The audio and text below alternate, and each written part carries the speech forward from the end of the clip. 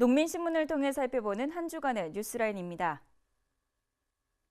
명절 때마다 거르지 않고 들리는 뉴스 중 하나, 바로 원산지를 속여 국산으로 둔갑한 식품들에 대한 소식이죠.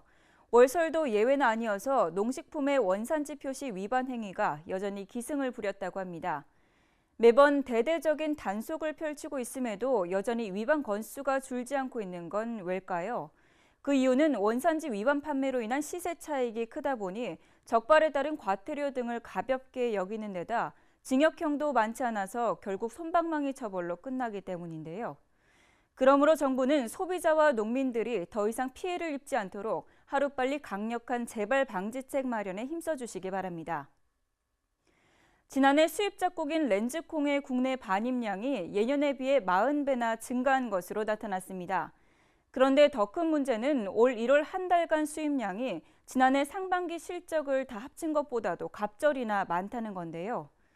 이처럼 렌즈콩의 대폭적인 수입 증가는 콩값 하락과 잡곡의 소비 부진으로 이어질 수 있기 때문에 이제는 렌즈콩의 수입이 국내 콩이나 잡곡 산업에 얼마나 많은 영향이 미치는지에 대해 면밀히 따져봐야 할 것으로 보입니다.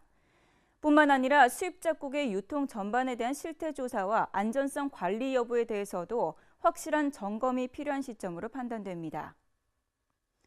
즉석 조리식품을 구매하는 소비자들이 식품 원재료의 품질에 만족하지 못한다는 연구 결과가 나왔습니다.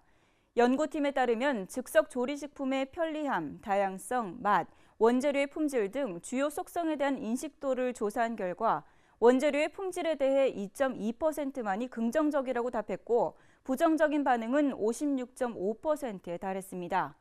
또한 원재료의 품질 다음으로는 원재료의 풍성함, 영양 수준, 가격 수준 순으로 부정도가 높았던 것으로 나타났는데요. 식품 원재료 관리 대책이 하루속히 마련돼야겠습니다. 캐나다에서 광우병에 걸린 소가 발견돼서 캐나다산 쇠고기의 국내 반입이 사실상 중단됐습니다. 농림축산식품부는 캐나다 알버타주에서 키운 고기용 소가 광우병에 걸린 것으로 확인됨에 따라 캐나다산 쇠고기에 대한 검역을 중단한다고 밝혔는데요. 이전에도 캐나다산 쇠고기는 2003년부터 2011년까지 발생한 광우병 탓에 수입이 중단됐다가 2012년 3월에서야 수입이 재개된 바 있습니다.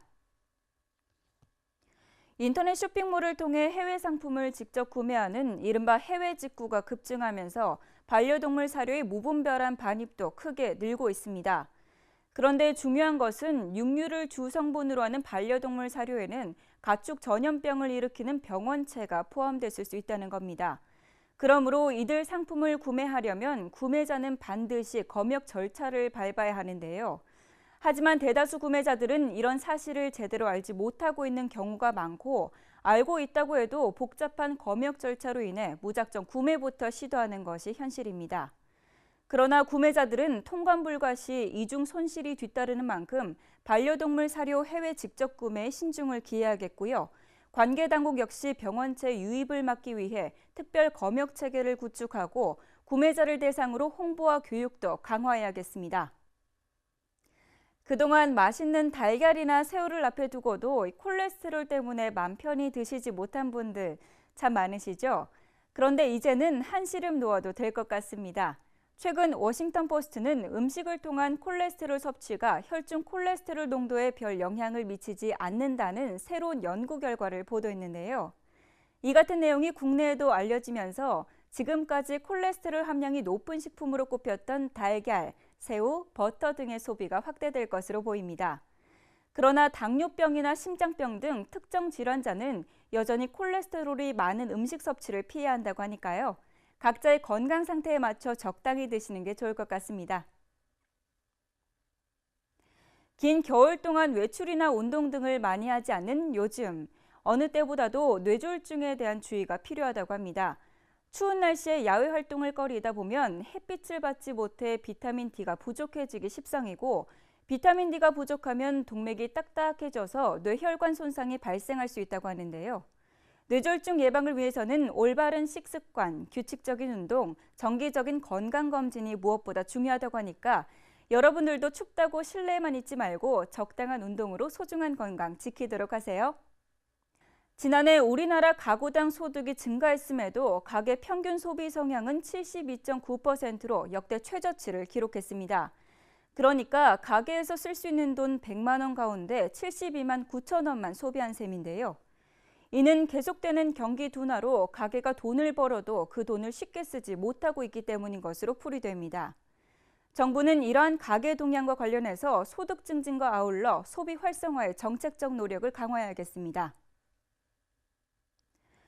기초연금 수급 여부를 결정짓는 제3 및 소득조사 때 농지에 적용되는 소득 환산율을 현행 5%에서 2%대로 낮춰야 한다는 지적이 제기됐는데요. 이는 실질적으로 소득이 거의 없는데도 농지를 소유하고 있다는 이유만으로 기초연금 수급 대상에서 탈락하는 경우가 발생하고 있기 때문입니다. 또한 노령 농업인들 가운데 상당수는 기초연금 신청 대상자임에도 불구하고 제도에 대한 정보 부족으로 신청을 지레 포기한 사람도 있다고 하죠. 이 때문에 기초연금과 관련 지역 실정에 맞는 개편과 함께 교육과 홍보도 강화돼야 할 것으로 보입니다.